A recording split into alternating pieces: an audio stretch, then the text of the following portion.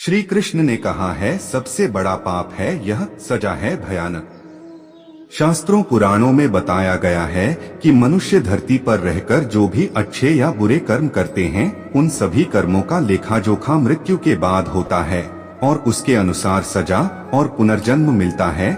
ईश्वर की दृष्टि में जो अच्छे कर्म यानी आपके काम होते हैं उसे पुण्य कहा जाता है और जो बुरे कर्म होते हैं उन्हें पाप कहा जाता है। पुराणों में कई अच्छे और बुरे कर्मों के बारे में बताया गया है।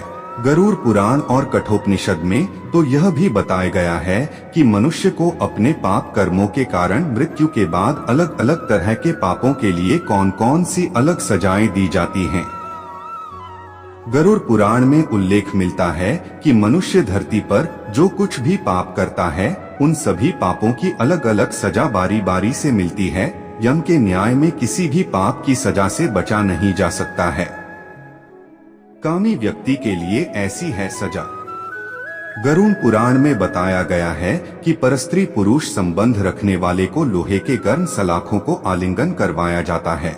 जो पुरुष अपने गोत्र की स्त्री से संबंध बनाता है उसे नरक की यातना भोग कर लकड़बग्घा अथवा शाही के रूप में जन्म लेना पड़ता है।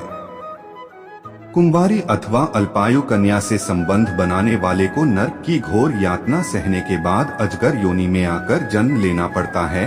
जो व्यक्ति काम भावना से पीड़ित होकर गुरु की पत्नी का मान भंग करता है, ऐसा व्यक्ति वर्षों तक नरक की यातना सहने के बाद गिरगिट की योनि में जन्म लेता है। मित्र के साथ विश्वासघात करके उसके पत्नी से संबंध बनाने वाले को यमराज गधा की योनि में जन्म देते हैं। लेकिन व्यभिचार और धोखा देने से भी बड़ा एक पाप है जिसकी सजा कठोर है। महाभारत के समय एक व्यक्ति ने ऐसा पाप किया था, लेकिन आजकल बहुत से लोग ऐसे पाप करने लगे हैं। जानिए वह पाप क्या है और इसकी सजा क्या है। कृष्ण की दृष्टि से यह है सबसे बड़ा पाप। भगवान श्री कृष्ण ने दृष्टि में जो सबसे बड़ा पाप है वह है भ्रूण हत्या। महाभारत युद्ध समाप्त होने के बाद जब द्रोणाचार्य के पुत्र अश्वत्थामा ने उत्तरा के गर्भ में पल रहे बालक परीक्षित पर ब्रह्मास्त्र का प्रयोग करके उसकी हत्या कर दी, तब भगवान श्री कृष्ण सबसे अधिक क्रोधित हुए थे। श्री कृष्ण ने उस समय ही यह घोषणा कर दी थी कि अश्वत्थामा का पाप सबसे बड़ा पाप है, क्योंकि उसने एक अजन्मे बालक की हत्या की थी। श्री कृष्ण ने इस पाप की सजा स्वयं अश्वत्थामा को दी थी।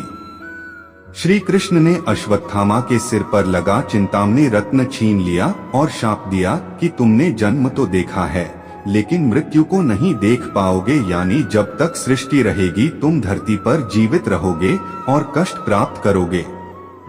भ्रूण की हत्या करने वाले के लिए सबसे कठोर सजा निर्धारित है और ऐसे व्यक्ति को कई युगों तक इस सजा का दंड भुगतना पड़ता है। मोटिवेशनल स्टोरीज को पढ़ना चाहते हो तो चैनल को सब्सक्राइब करें। आप बिल्कुल सही जगह पर हो। यहाँ पर आपको छोटी छोटी लेकिन प्रेरणादायी कहानियों का खजाना मिलेगा। आपका कीमती समय देने के लिए दिल से आपका शुक्रिया।